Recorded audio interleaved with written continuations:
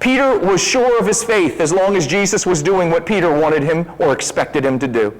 And aren't many of us the same way?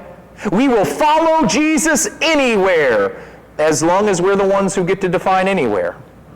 Lord, I will go with you. I just need to be the one who tells you where we're going. Peter said, I will die for you. But then when a servant girl asked, you are not also one of this man's disciples, are you? Peter said, I am not. The question this raises is, how well do we really know our hearts? Just hours earlier, Peter had said that he would die for Jesus, and he meant it. In fact, he meant it so much that in a crowd of 1,000 men, and him being one of 12 men who only had 2 swords among them, he pulled his sword out and was ready to fight. Why? Because he was ready to die for Jesus.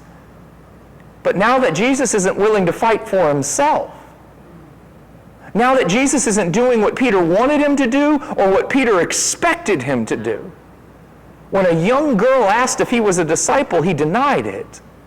What was going on? Why was this happening?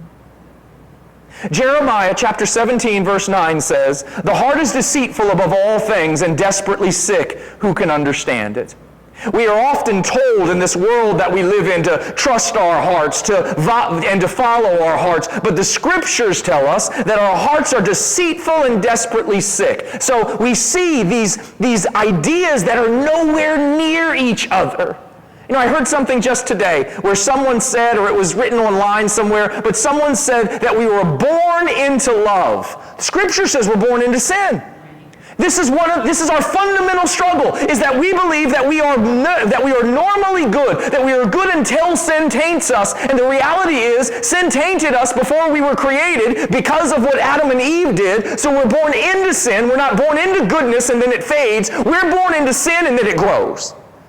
That's why the scriptures can tell us that we're already condemned, that we go from death unto life, and until we begin to realize that we are not necessarily good with just some issues at hand, but we are sinners in need of being redeemed and rescued, we are going to try to find the good in places where there is no good to be found.